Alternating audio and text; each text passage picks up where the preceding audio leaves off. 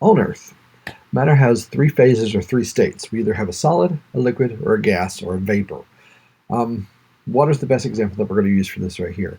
Water, as you know, is a liquid form of this right here. You get below 32 degrees Fahrenheit or 0 degrees centigrade, and water forms into an ice or a solid. Above 32 degrees Fahrenheit or above 0 degrees centigrade, it melts and turns back to a liquid.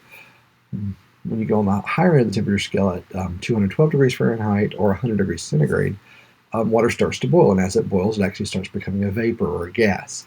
That's the three states of matter. Those three phases and three states of matter are very important to understand the idea of refrigeration, the ideas behind refrigeration here. A substance is a solid at any temperature below its melting point. Okay, so ice is ice anywhere below its melting point. Above its melting point, it's going to melt. That's kind of how that works there. A liquid is a substance that cannot be compressed. That's great with hydraulics. For you students who've had braking systems, you understand a little bit about hydraulics and how that operates there. So a liquid cannot be compressed. A liquid substance in a liquid state has a fixed volume, but there's no definite shape. We could pour a liquid into this little clean and shine thing that I've got for my board here, or we can sit here and pour it out and be all over the counter here if we wanted to. It's not really going to have a shape, but the volume would stay the same there. The boiling point is the temperature at which the matter starts to change, to actually start to boil. When we boil, it's turning from a liquid to a vapor, or liquid to a gas. I guess I should write vapor over here as well.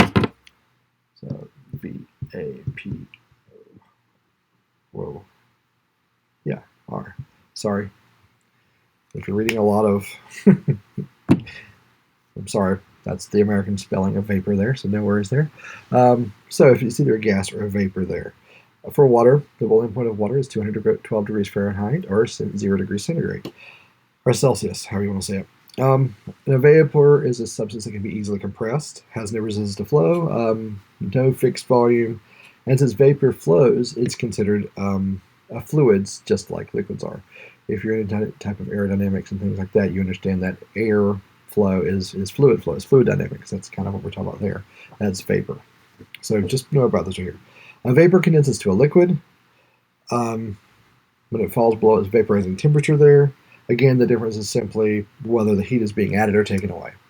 We add heat to water, it's going to boil. We take heat away from water, it's going to become a solid. So it's all about adding and removing heat. There's a saying in science that there's no such thing as cold, it's just the absence of heat.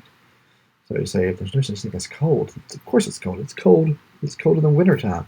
But all cold is just the absence of heat. We can measure heat no matter how low that temperature of that heat is or how high that temperature of that heat is. We can generally measure that temperature of that heat. We don't measure cold, we measure heat.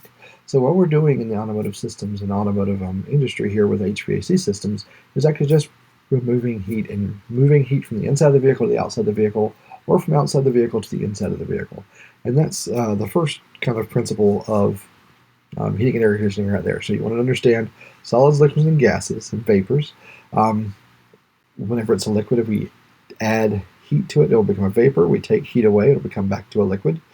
We continue taking heat away or cooling it down, it'll become a solid for water there. So there's boiling points and freezing points. So heat and temperature is something we need to talk about.